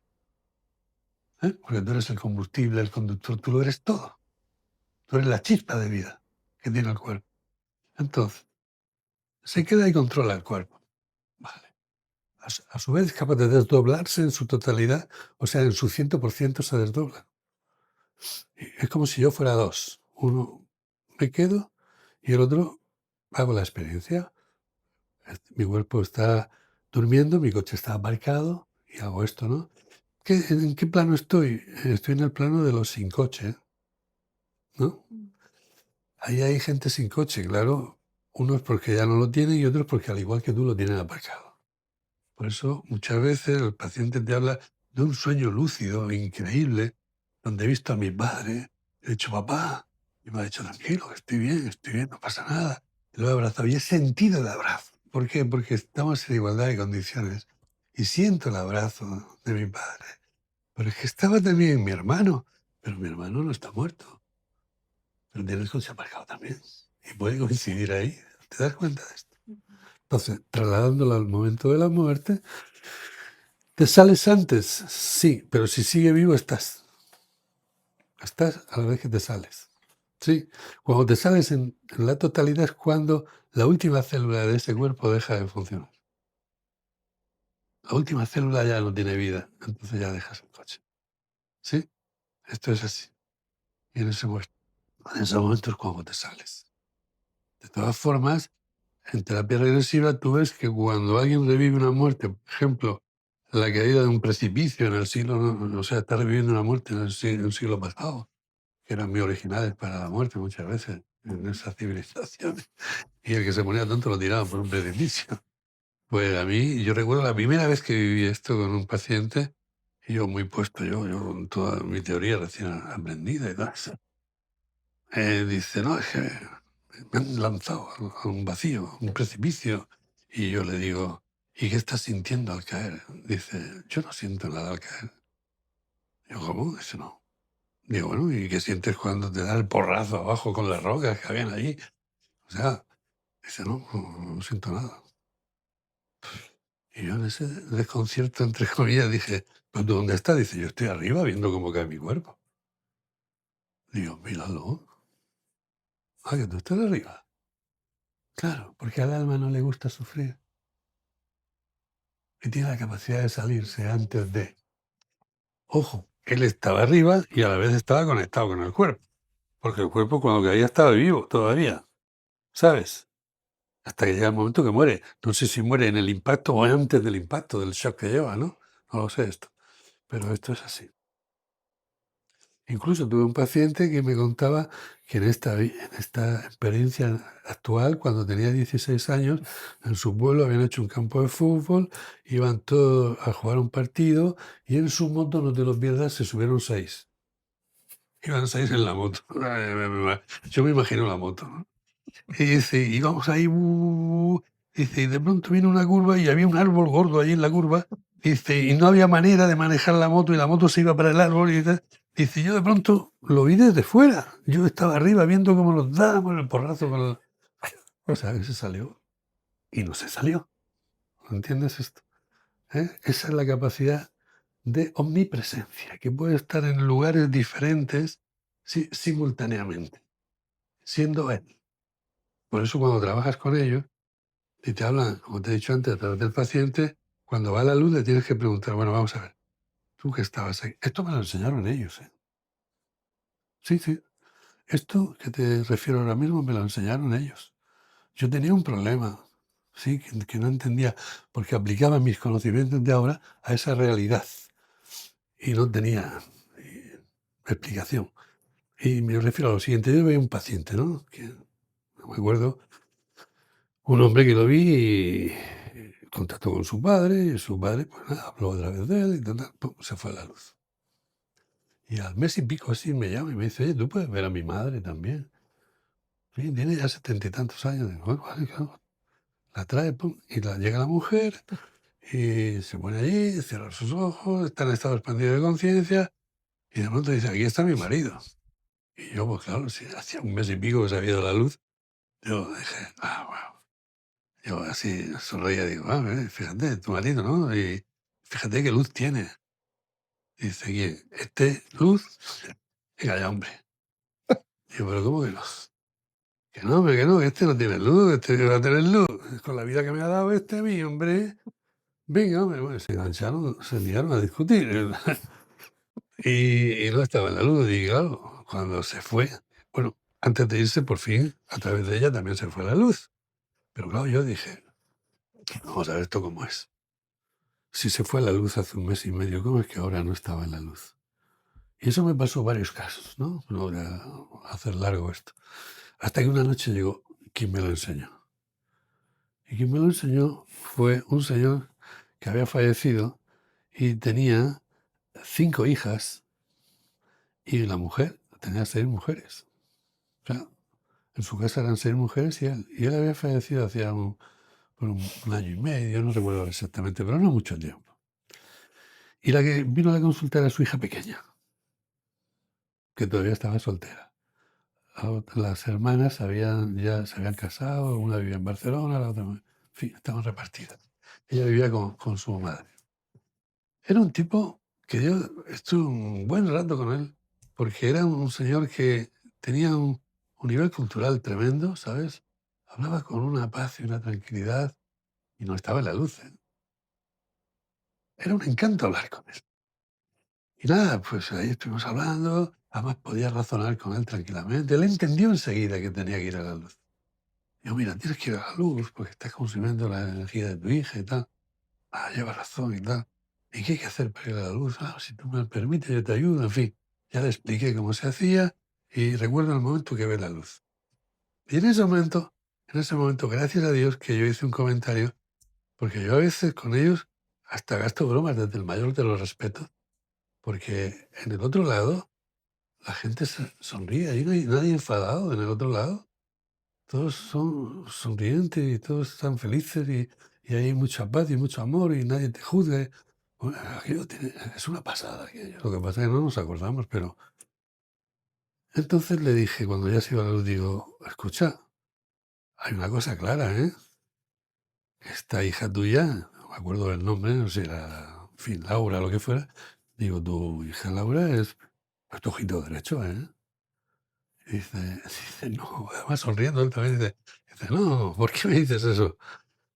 Digo, hombre, si me dices que desde que te fuiste desde que hiciste el tránsito de la muerte, ¿has estado con ella?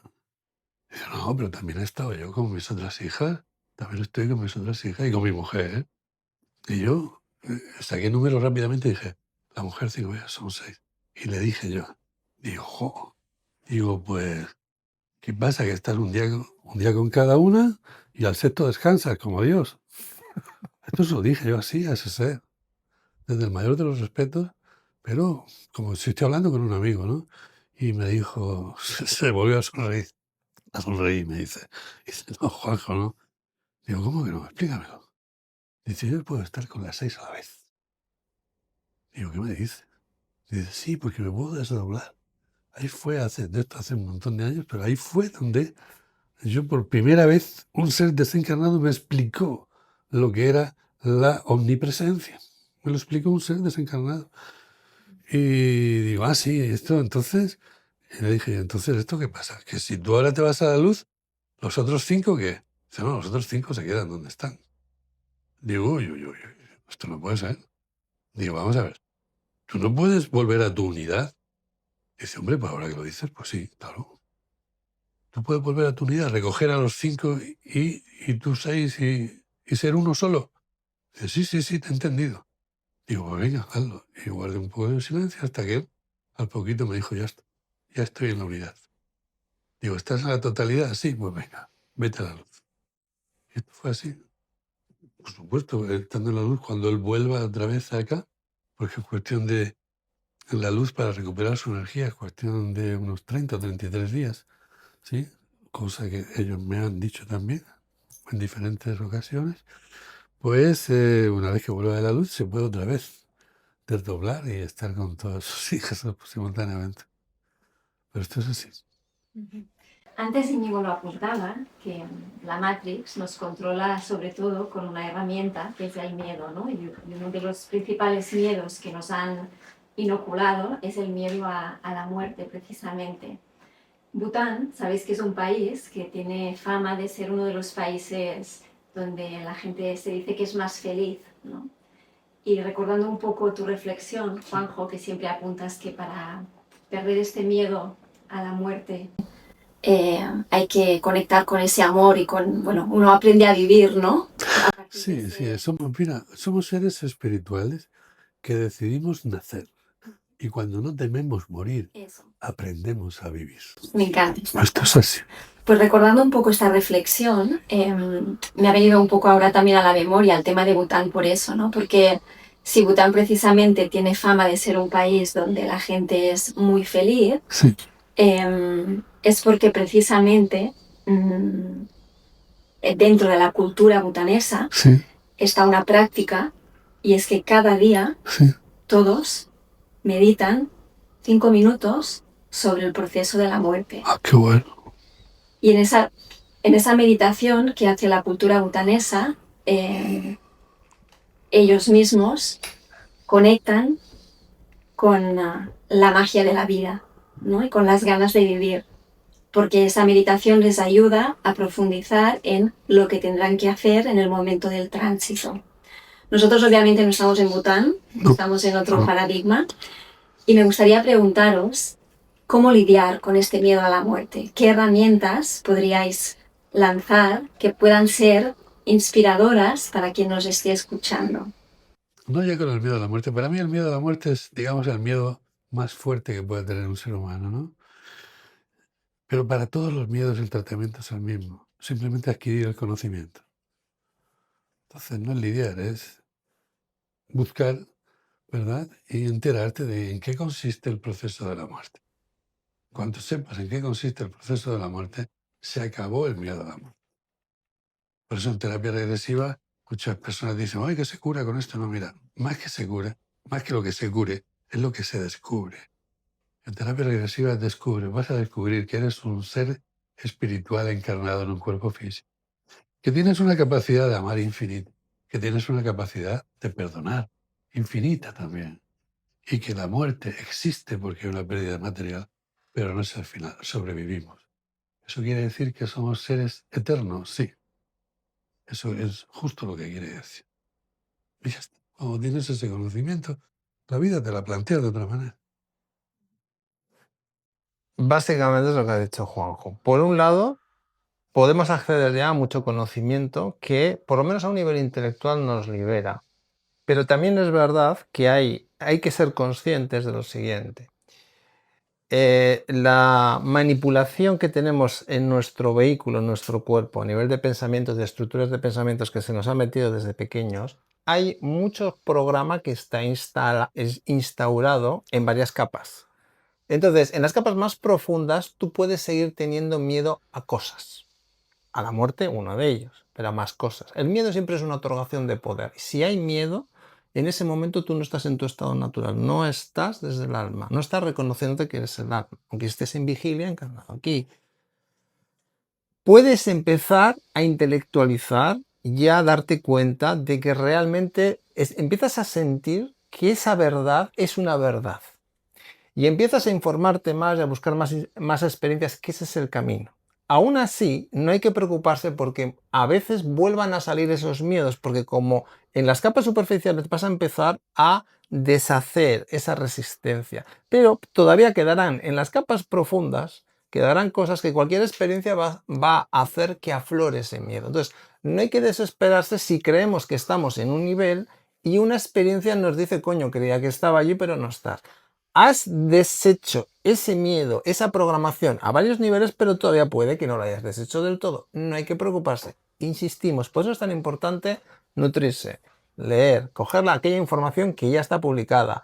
Y luego, también nosotros tenemos que hacer un trabajo personal que como consecuencia de ese trabajo personal reforzamos eliminar los miedos, entre otros, sobre todo a este que es con el que más juega el sistema.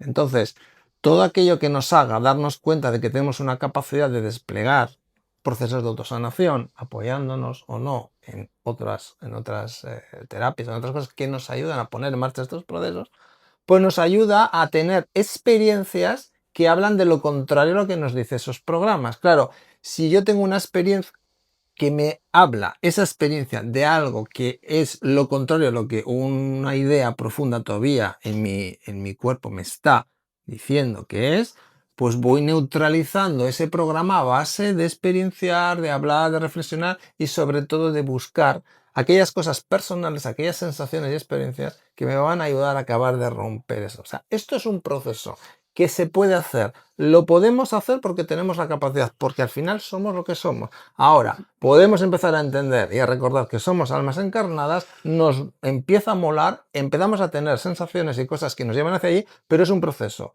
No se va a hacer de la noche a la mañana. Evidentemente hay experiencias muy potentes que nos pueden acelerar mucho ese proceso, pero es un proceso. Entonces, el mensaje es todo lo que esté en nuestra mano y que sintamos que nos ayuda en este proceso de avance y de recuerdo de lo que somos para poder experienciar plenamente el alma que somos aquí encarnados, tenemos que ponernos a ello, buscando aquella ayuda, aquellos apoyos donde más sintamos que tenemos que usarlo. Porque el proceso al final es un proceso individual. Y además recordar también que todo proceso individual que se lleve a cabo no solo te beneficia a ti personalmente en tu avance, sino que también estás ayudando a que todos los demás puedan entrar en esos procesos de una manera más fácil. Ujú. Y bueno, un poco ya para ir cerrando, pero os voy a lanzar otra cuestión sobre un tema que también está muy ligado al tema obviamente, de la muerte. En esta sociedad enferma en la que estamos, ¿no? Se huye de la muerte, pero también se tapa y se huye de todo lo que representa e implica el duelo y el dolor, ¿no? Todas las emociones asociadas a este proceso de duelo, porque el duelo es un proceso que de alguna manera no se supera, pero sí que se tiene que integrar, implica una lluvia de emociones que el ser tiene que ir transitando, ¿no? Para vosotros, ¿cuáles serían estas emociones que han sido explicadas desde distintas fuentes, las emociones principales que abarcan un duelo y que deberían de alguna forma validarse, ¿no? Para darles un espacio a todas las emociones que implica un duelo?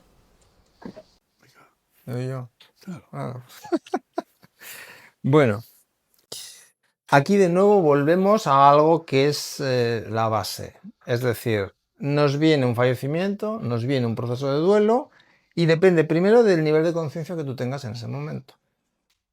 Evidentemente, como hemos desnaturalizado todo, de tal manera que lo hemos llevado a un extremo esquizofrénico, como la muerte, la gente huye de la muerte, huye de hablar, de todo. La medicina también está tan deshumanizada en este momento que donde antes por lo menos al paciente se le daba la información, se le acompañaba y tal, y todavía habrá gente vocacional que lo haga, pues al paciente también se le deja muy abandonado. A la familia pues, se le puede dejar muy abandonada muchas veces, no dando ciertas explicaciones. Entonces, claro, depende de dónde estés. Depende de dónde estés. Porque lo que tú vas a... El nivel de conciencia que tú tienes es el que va a marcar cómo vives todo el proceso. Evidentemente, un proceso de duelo es un proceso que deja una información, es decir, tú al atravesar cualquier experiencia en la vida, esa experiencia te va a dejar un pozo. Entonces te puedes encasquillar en esa experiencia, bloquearla al final y no poder maniobrar en ella, que se te quede encasquillada como una especie de quiste energético o de patrón de información no resuelta. Pero todos tenemos la capacidad, primero hay que entender que tenemos la capacidad de afrontar y superar cualquier experiencia que se nos ponga delante. Pero tenemos que ser primero conscientes de que lo podemos hacer. Luego hay que vivir la experiencia. No negar nada que nos haga sentir la experiencia. No podemos primero rechazar las emociones. Entendiendo que no podemos rechazar lo que sentimos, entendemos que tenemos que atravesarla. Y en ese atravesar la experiencia es un proceso que va a depender del nivel de conciencia que uno tiene, en qué, digamos, también de los apoyos que puedas tener alrededor, pero sobre todo de dónde estás tú. No es lo mismo atravesar un proceso de duelo de alguien que no ha reflexionado nada, absolutamente nunca nada sobre la muerte, lo que o la ha dejado debajo de la alfombra, a alguien que ya lleva interesándose o que ya ha tenido ciertas experiencias o que ya ha tenido cierta información y ha llevado a la práctica ciertas cosas. Entonces, lo importante al final es entender que todo es superable. Si te viene una experiencia, es que la puedes superar. Es que la puedes integrar. Porque entre otras cosas, tú elegiste pasar esa experiencia. Entonces, esa experiencia si te viene es porque te va a dejar un gran aprendizaje. Al principio puede que no lo veas. Al principio estarás perdida. Al principio hay que dejar que se impregnarte de la experiencia, sabiendo y confiando en que va a llegar un momento al atravesarla que va a dejar un pozo que ya no la vas a ver igual, ya la vas a ver con más tranquilidad, vas a ver. Y a largo plazo, a medio largo plazo, mirarás para atrás y verás esa experiencia dónde te ha llevado. Verás desde una atalaya hacia atrás y verás si ahora estoy en esta atalaya viendo mi vida desde aquí arriba, si estoy más arriba que hace 10 años, 5 años o 2 años, es porque atravesé la experiencia. Esta experiencia me ha ayudado a estar aquí. Y ahora, estando aquí, la vida la veo de una manera muy distinta. Entendiendo que ese aprendizaje tardará en ser consciente, nuestro enfoque tiene que ser, para mí, es centrarse en vivirla lo mejor que pueda, integrarla lo mejor que pueda, de la mejor manera que yo sepa y pueda. Entonces, no hay dos experiencias iguales porque no hay dos almas iguales. Entonces, ahí es donde volvemos de nuevo a la individualización. Cuanto más individualizamos, más acertamos. Cuanto más generalizamos, más nos perdemos. Y si tú al pasar ese proceso sientes claramente que un apoyo u otro te puede servir, úsalo. Pero puede que a ti te sirva uno y al vecino del quinto que ha tenido tu misma experiencia necesite otro tipo de apoyo. Entendiendo que el apoyo es una muleta que tú usas para dar los pasos. Pero los pasos los tiene que dar uno. Entonces, hay de lo más potente, ya lo ha explicado muy bien antes Juanjo, de cómo gente que pierde un hijo, que quizás sea de lo más potente que puedes vivir, de lo más fuerte que se puede vivir, perder un hijo, y los que no hemos perdido un hijo no tenemos ni puta idea de lo que es, hay que hacerse, porque no es una experiencia tuya, no sabes lo que es. Pero viendo esos procesos, observando desde fuera la evidencia clínica de cómo esas personas han conseguido llegar a entender y a sentir el aprendizaje de, después de varios años me doy cuenta de que si yo quiero que mi familiar esté bien y está sintiendo lo que yo siento, pues yo creo que él esté bien. Entonces yo tengo que estar bien. Yo tengo que integrar esto. Yo tengo que volver a mi estado natural, que es estar sano, optimista y vital, para que él esté bien. No importa lo que tarde, yo sé que puedo llegar. Me pongo a ello, el tiempo que me dure, los apoyos que necesite y me centro en eso. Podríamos decir que cada duelo es único, ¿no? Como tu huella dactilar, y que cada duelo también es una oportunidad para que haya un proceso evolutivo, ¿no? Dentro de ti, y como una iniciación espiritual incluso, ¿no? Sí, mira, ante el duelo el ser humano cada uno lo vive de forma diferente, pero todos, absolutamente todos, tienen que pasar por las mismas fases. Y he podido agarrar este libro porque aquí tengo las fases del duelo que me enseñaron los padres que han perdido hijos. Entonces, para no memorizarlas, ¿sí? Y son 6. La primera es la fase de negación. Y esta se genera en el momento de la muerte o al recibir la noticia. Y fíjate qué curioso, porque aunque estén viendo es que tu ser querido se va porque tiene una enfermedad y llevas 3 años luchando contra esa enfermedad, etcétera, etcétera, nunca pierdes la esperanza. Siempre esperas que pase algo, que revierta la situación, ¿no?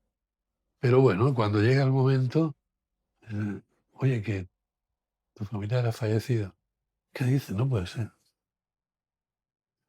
Mucho más si es una muerte inesperada, en un accidente, ¿no? Por ejemplo, ¿no?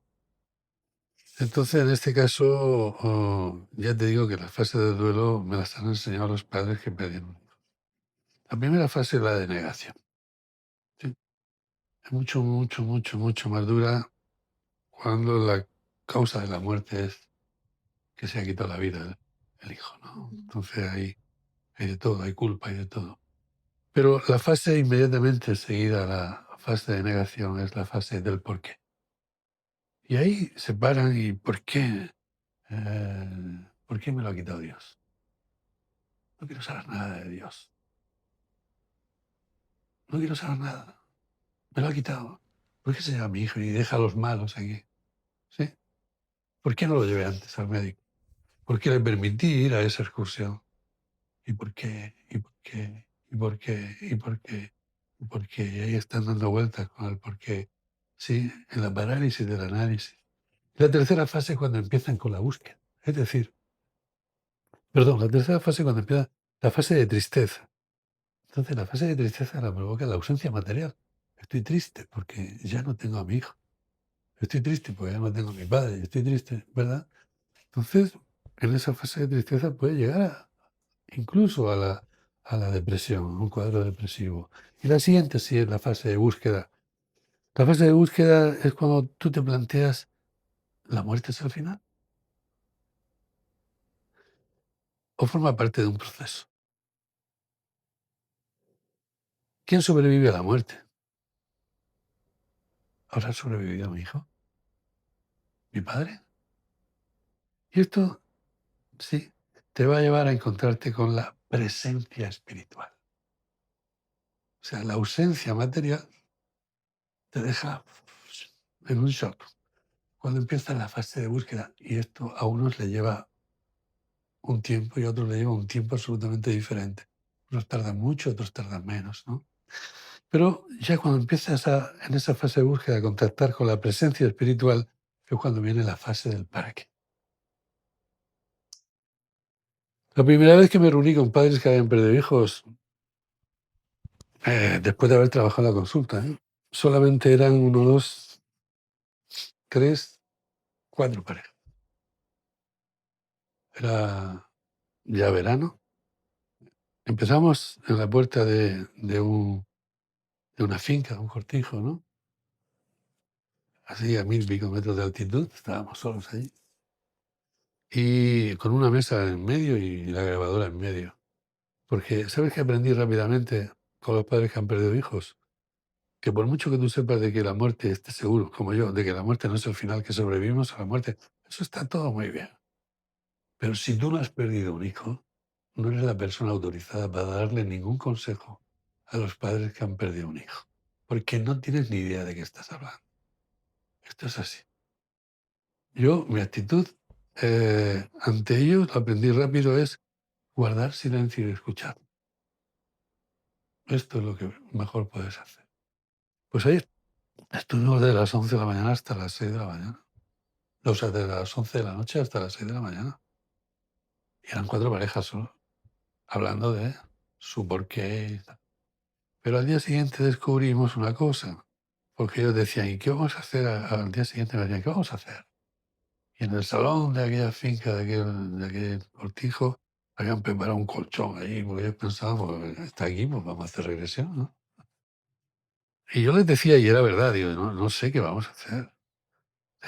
Vamos a dejarnos fluir a ver qué pasa. ¿Y sabes lo que hicimos? Pues les dije, vamos a ver, quiero que me habléis otra vez de vuestros hijos. Ayer anoche me hablabais por orden del mayor al pequeño, ¿no? Ahora lo hacemos al revés. Así, otra vez hablamos de nuestros hijos. Digo, sí, pero desde que nacieron hasta el día antes del diagnóstico o hasta el día antes del accidente, lo demás ya no me interesa.